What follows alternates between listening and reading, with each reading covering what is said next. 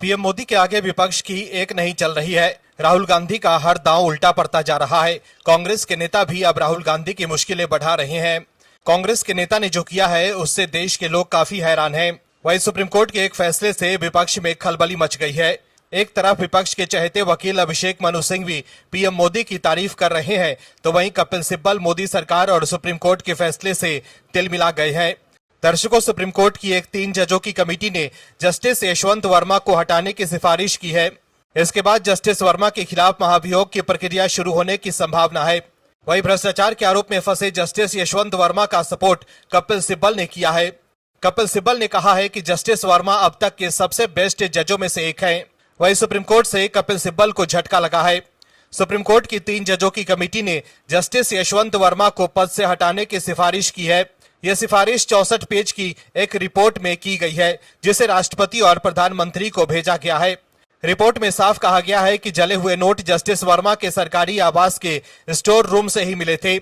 वही कमेटी ने जस्टिस वर्मा की बेटी दिव्या वर्मा और उनके निजी सचिव की भूमिका की भी जांच की है, जिस पर आरोप है कि उन्होंने फायर फाइटर्स को कैश की जानकारी किसी को भी बताने को मना किया था। इन सभी बातों के आधार पर कमेटी ने कहा है कि जस्टिस वर्मा को पद से हटाने की प्रक्रिया शुरू करने के लिए पर्याप्त सबूत है। हालांकि जस्टिस वर्मा ने इन सभी आरोपों से इनकार करते हुए कहा है कि उनके या उनके परिवार को इस कैश के बारे में कोई जानकारी नहीं थी। वहीं सुप्रीम कोर्ट की 3 जजों की कमेटी ने जस्टिस वर्मा को पद से हटाने की सिफारिश की है, लेकिन कपिल सिब्बल जस्टिस वर्मा के समर्थन में खुलकर आ गए हैं। वहीं कांग्रेस में भी सब कुछ ठीक नहीं है। कांग्रेस के नेता शशि थरूर फिर चर्चा में है। बीजेपी के सुपर प्रवक्ता करार दिए जाने के कुछ ही हफ्तों बाद थरूर ने खुले तौर पर माना है कि पार्टी की नीतियों और नेतृत्व से उनके कुछ मुद्दों पर मतभेद है। मगर हैरानी की बात यह है कि क्या वो खुद कांग्रेस छोड़ने की बजाय पार्टी से कार्रवाई की प्रतीक्षा कर रहे हैं। दर्शकों, शशि थरूर इन दिनों मोदी सरकार के समर्थन में खुलकर बोल रहे हैं। वहीं मोदी सरकार पर निशाना साधने के चक्कर में जयराम रमेश गलत खबरें भी फैला रहे हैं।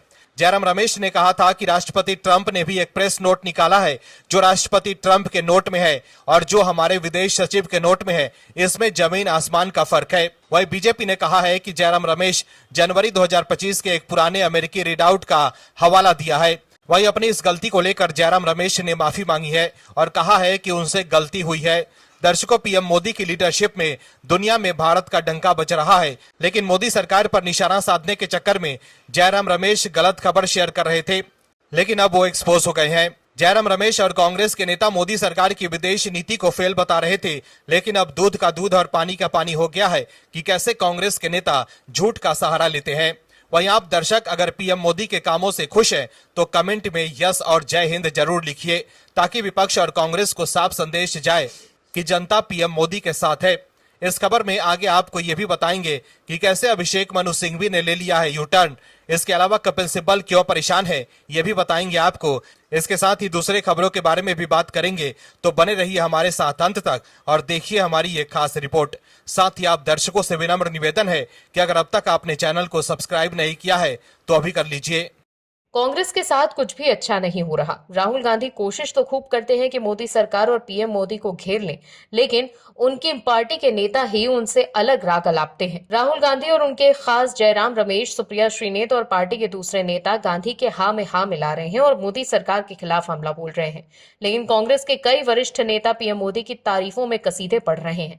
पहले शशि थरूर ही कांग्रेस के ऐसे नेता थे जो पीएम मोदी की तारीफ करते थे, लेकिन अब कांग्रेस के कई ऐसे नेता हैं जो पीएम मोदी की तारीफ कर रहे हैं, उनके फैसले की सराहना कर रहे हैं। लेकिन राहुल गांधी खेमे के नेता अपने एजेंडे से टस से मस नहीं हो रहे। पीएम मोदी कितना भी अच्छा काम क्यों ना कर ले, लेकिन राहुल गांधी और उनके करीबी जयराम रमेश, सुप्रिया श्रीनेत और पवन खेड़ा जैसे नेता मोदी सरकार के हर फैसले पर सवाल उठाते हैं। कांग्रेस के नेता मोदी सरकार की विदेश नीति को भी फेल बता रहे हैं, जबकि पीएम मोदी का डंका दुनिया में बज रहा है। G7 शिखर सम्मेलन में भी पीएम मोदी का जलवा देखने को मिला। वहीं अब अभिषेक मनु सिंघवी, जो सुप्रीम कोर्ट में विपक्षी नेताओं को कानूनी शिकंजे से बचाने के लिए खड़े रहते हैं, जो सिंघवी मोदी सरकार के नए वक्फ कानून के खिलाफ भी सुप्रीम कोर्ट में केस लड़ चुके हैं, वो अब पीएम मोदी की तारीफ कर रहे हैं। दर्शकों, सियासत में तारीफ अक्सर चुपके से होती है, लेकिन जब कोई बड़ा विपक्षी नेता खुलेआम पीएम नरेंद्र मोदी की सराहना करे तो खबर बनती है। और अगर ये तारीफ कांग्रेस के सबसे अनुभवी और मुखर चेहरों में से एक जाने जाने वाले अभिषेक मनु सिंघवी करें तो बात और बड़ी हो जाती है। कांग्रेस नेता और राज्यसभा सांसद सिंघवी ने पीएम मोदी की साइप्रस यात्रा की खुलकर सराहना की। सिंघवी ने यह कहा कि पीएम मोदी का अवैध कब्जे के खिलाफ साइप्रस के साथ खड़ा होना एक स्वागत योग्य कदम है और ये संकेत लंबे समय से प्रतीक्षित था। सिंघवी ने आगे कहा, बस बहुत हो गया, अब विस्तारवाद का विरोध जरूरी है। अभिषेक मनु सिंघवी ने एक्स पर लिखा, तुर्की द्वारा साइप्रस की अवैध रूप से कब्जाई गई भूमि पर विचार करने के लिए पीएम नरेंद्र मोदी का कदम स्वागत योग्य है। मैं लंबे समय से इसकी वकालत करता आया हूं, हालांकि देर आए दुरुस्त आए, बहुत हो गया। साइप्रस के साथ खड़ा होना है, संप्रभुता की मांग करें, विस्तारवाद का विरोध करें। दर्शकों, अब सवाल उठता है कि क्या अभिषेक मनु सिंघवी की ये लाइन कांग्रेस के लिए सिरदर्द है? सिंघवी कांग्रेस के लिए सिर्फ सीनियर नेता नहीं बल्कि वो पार्टी के प्रमुख विधि विशेषज्ञ और रणनीतिकार भी हैं। उनका पीएम मोदी की विदेश नीति पर इस तरह खुलकर समर्थन करना गांधी और पार्टी हाईकमान के लिए राजनीतिक असहजता का कारण बन सकता है, खासतौर पर तब जब कांग्रेस हमेशा मोदी की विदेश यात्राओं को इवेंट मैनेजमेंट कहकर खारिज करती आई है। कांग्रेस के नेता अब एक एक कर जिस तरह से पीएम मोदी की तारीफों में कसीदे पढ़ रहे हैं, उससे राहुल गांधी और कांग्रेस की चिंता बढ़ गई होगी। इससे पहले सलमान खुर्शीद ने भी विदेश जाकर पीएम की तारीफ की थी। इसको लेकर भी कांग्रेस में काफी बवाल मचा था और अब सिंघवी भी पीएम मोदी की तारीफ करने में लगे हैं। वहीं अब कांग्रेस के नेता पार्टी के इस्तीफा देकर भागने भी लगे हैं। महाराष्ट्र में कांग्रेस को तगड़ा झटका लगा। महाराष्ट्र के पूर्व मुख्यमंत्री और कांग्रेस के दिग्गज नेता वसंत दादा पाटिल की बहू जयश्री पाटिल ने आज अपनी सांगली जिले के सैकड़ों कार्यकर्ताओं के साथ बीजेपी ज्वाइन कर ली। इस दौरान महाराष्ट्र के सीएम देवेंद्र फडणवीस, महाराष्ट्र बीजेपी प्रमुख चंद्रशेखर बावनकुले और अन्य नेता उपस्थित रहे। वसंत दादा पाटिल की बहू के कांग्रेस छोड़ने से बीजेपी को काफी फायदा मिलेगा। जयश्री पाटिल के बीजेपी में शामिल होने से पश्चिमी महाराष्ट्र में बीजेपी की ताकत बढ़ेगी और खास तौर पर मराठा वोट बैंक बीजेपी की तरफ आएगा। अब तक Maratha vote bank Sharad Pawar, Ajit Pawar, Congress party से जुड़ा रहा है, लेकिन अब बीजेपी भी पूर्व सीएम वसंत दादा पाटिल के परिवार को जोड़कर अपना वर्चस्व बढ़ाएगी। तो देखा आपने कैसे कांग्रेस के नेताओं को पीएम मोदी की लीडरशिप पर भरोसा है, इसीलिए तो पार्टी के नेता इस्तीफा दे देकर बीजेपी में शामिल हो रहे हैं। तो वहीं जो नेता बचे हैं वो पीएम मोदी की तारीफ कर रहे हैं। दर्शकों, आम आदमी पार्टी की दाल अब गल नहीं रही, बस वो आरोप लगाती चली जा रही है।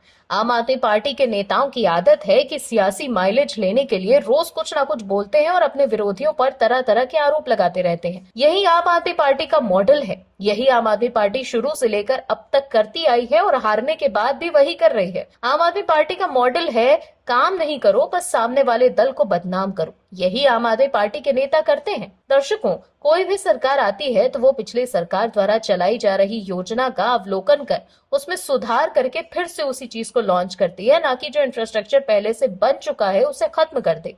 लेकिन ये बात आम आदमी पार्टी के नेताओं को समझ में कहाँ आती है और उल जलूल वो बातें करते हैं। बीजेपी जो दिल्ली में कर रही है उससे वो काफी परेशान है। अब उनका क्या होगा? आम आदमी पार्टी के मुखिया अरविंद केजरीवाल ये मानकर बैठे थे कि दिल्ली में उन्हें कोई हरा ही नहीं सकता, लेकिन अब एमसीडी में भी आम आदमी पार्टी की विदाई हो चुकी है और बीजेपी जनता के हित में जो फैसले ले रही है उसके बाद वो आम आदमी पार्टी में खलबली मच गई है कि अब उनका क्या होगा। क्या उनके लिए अगली बार डबल डिजिट में भी पहुंचना मुश्किल हो सकता है? दरअसल दिल्ली के लोगों को रेखा गुप्ता सरकार ने बड़ी सौगात दी। दिल्ली की मुख्यमंत्री रेखा गुप्ता ने 30,000 और दिल्ली सचिवालय में आयुष्मान आरोग्य मंदिर का उद्घाटन किया। इसके साथ ही दिल्ली में 33 आयुष्मान आरोग्य मंदिरों और 17 जन औषधि केंद्रों की शुरुआत की गई। सीएम रेखा गुप्ता ने कहा कि प्रधानमंत्री नरेंद्र मोदी की परिकल्पना के अनुरूप स्वास्थ्य क्षेत्र में क्रांतिकारी बदलाव लाने की दिशा में ये बड़ा कदम उठाया गया है। दिल्ली सरकार आयुष्मान भारत मिशन के तहत दिल्ली में 1139 आयुष्मान आरोग्य मंदिर बनवाएगी। आरोग्य मंदिर खोले जाने को लेकर आम आदमी पार्टी ने दिल्ली सरकार पर हमला बोला। आम आदमी पार्टी दिल्ली के अध्यक्ष सौरभ भारद्वाज ने कहा कि केजरीवाल सरकार में बने मोहल्ला क्लिनिकों और डिस्पेंसरीज की रंगाई पुताई करके बीजेपी सरकार दिल्ली वालों को बता रही है कि उन्होंने नया आयुष्मान आरोग्य मंदिर बनवा दिया है। सौरभ भारद्वाज ने कहा कि चिराग दिल्ली स्थित डिस्पेंसरी का उद्घाटन तत्कालीन स्वास्थ्य मंत्री सत्येंद्र जैन ने किया था और आज भी डिस्पेंसरी पर सत्येंद्र जैन और मेरे नाम का पत्थर लगा हुआ है। अब कहा जा रहा है कि भाजपा सरकार ने ये नया आयुष्मान आरोग्य मंदिर बनवाया। इसी तरह बाकी मोहल्ला क्लिनिकों पर भी नाम बदल आरोग्य मंदिर किया जा रहा है। भारद्वाज ने कहा कि ये वही आयुष्मान आरोग्य मंदिर हैं जिनके बारे में बीजेपी और एलजी बार बार कहते थे कि आयुष्मान आरोग्य मंदिर केंद्र सरकार की बहुत बड़ी स्कीम है जिसे आम आदमी पार्टी नहीं बनने दे रही। बीजेपी अगर सरकार में आ जाएगी तो केंद्र सरकार बहुत पैसा दे देगा, इसीलिए दिल्ली की जनता को सच्चाई जानना जरूरी है। उन्होंने कहा कि लोग सोचते रहेंगे कि 33 आयुष्मान आरोग्य मंदिर खुल गए और उसमें कुछ अलग सुविधाएं होंगी, लेकिन सच तो यह है कि ये आरोग्य मंदिर नहीं बल्कि दिल्ली सरकार की पुरानी डिस्पेंसरीज हैं। इस डिस्पेंसरीज को आरोग्य मंदिर बनाकर दीवारों पर पीले रंग का पेंट लगा दिया गया और कुछ चित्र बना दिए गए। दर्शकों, बीजेपी दिल्ली में फुल स्पीड में काम कर रही है। आयुष्मान आरोग्य मंदिर के इन केंद्रों पर लोगों को मुफ्त इलाज, दवाइयां, पैथोलॉजी टेस्ट और योग और वेलनेस सेवाएं भी मुफ्त में दी जाएंगी। आरोग्य मंदिरों में आधुनिक लैब, बैठने की अच्छी व्यवस्था, पंखे, कूलर, एसी, पीने का पानी और साफ सफाई जैसी सुविधाएं भी मौजूद हैं। मंत्री ने यह भी बताया कि उद्घाटन से पहले भी यहां रोज 200 से ज्यादा मरीज इलाज के लिए आ रहे थे और अब तक 1100 से ज्यादा लोगों का इलाज किया जा चुका है। लेकिन क्या दिल्ली में विकास कार्य देखकर आम आदमी पार्टी के नेताओं को तकलीफ हो रही है? पीएम मोदी ने साफ कर दिया है कि भ्रष्टाचार के खिलाफ सख्त कार्रवाई से वो पीछे नहीं हटेंगे। देश वित्त में वो काम करते रहेंगे, लेकिन विपक्ष के लोग पीएम मोदी के फैसलों पर हाय तौबा मचाने लगते हैं। लेकिन अब वो खुद ही सवालों के घेरे में आ गए हैं। मोदी सरकार के खिलाफ बार बार सुप्रीम कोर्ट पहुंच जाने वाले विपक्ष के चहीते वकील कपिल सिब्बल काफी परेशान हैं। कपिल सिब्बल को मोदी सरकार के हर फैसले से तकलीफ होती है। कपिल सिब्बल को सिर्फ विरोध करने से मतलब है, लेकिन आज तक कपिल सिब्बल की दाल नहीं गल पाई। नए वक्फ कानून के खिलाफ भी कपिल सिब्बल सुप्रीम कोर्ट में मोदी सरकार के खिलाफ पक्ष रख रहे हैं। वहीं अब एक दूसरे मामले को लेकर कपिल सिब्बल इतने परेशान हैं कि सुप्रीम कोर्ट के फैसले पर भी सवाल उठा रहे हैं। दरअसल एक कार्रवाई को लेकर राज्यसभा सांसद कपिल सिब्बल ने बड़ा आरोप लगाया है।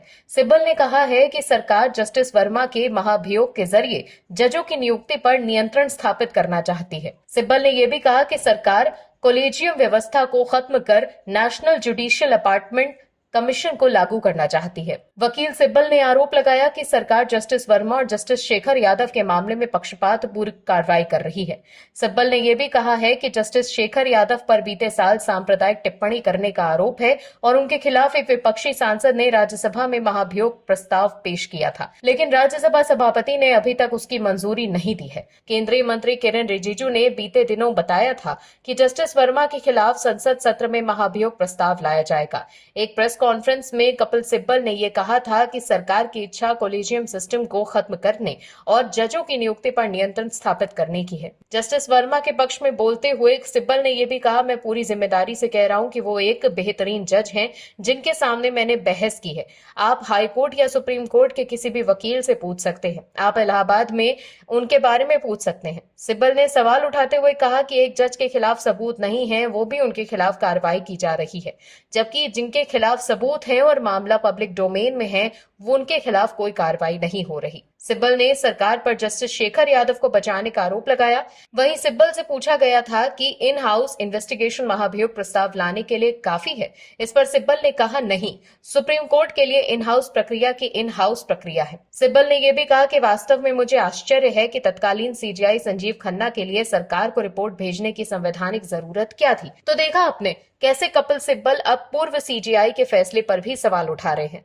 दर्शकों, कोलेजियम सिस्टम वो प्रक्रिया है जिससे सुप्रीम कोर्ट और हाई कोर्ट के जजों की नियुक्ति और तबादले किए जाते हैं। इसमें सरकार का दखल नहीं होता। कोलेजियम भारत के चीफ जस्टिस और सुप्रीम कोर्ट के 4 वरिष्ठतम जजों का एक समूह है। ये 5 लोग मिलकर तय करते हैं कि सुप्रीम कोर्ट में कौन सा जज होगा। ये नियुक्तियां हाईकोर्ट से की जाती हैं और सीधे तौर पर भी किसी अनुभवी वकील को भी हाईकोर्ट का जज नियुक्त किया जा सकता है। हाईकोर्ट में जजों की नियुक्ति भी कोलेजियम की सलाह से होती है, जिसमें सुप्रीम कोर्ट के चीफ जस्टिस, हाईकोर्ट के चीफ जस्टिस और राज्य के राज्यपाल शामिल होते हैं। साल 2014 में सरकार संविधान में 99वां संशोधन करके नेशनल जुडिशियल अपॉइंटमेंट कमीशन अधिनियम लेकर आई थी। इसमें सरकार ने कहा था कि चीफ जस्टिस और सुप्रीम कोर्ट, हाई कोर्ट में जजों की नियुक्ति के लिए कोलेजियम की जगह अब एनजेएसी के प्रावधानों के तहत काम हो।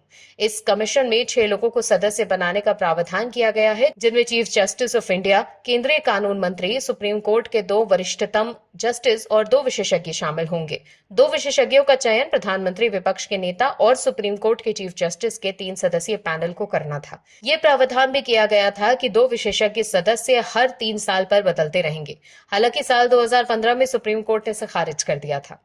आप दर्शकों से विनम्र निवेदन है कि चैनल को सब्सक्राइब जरूर करें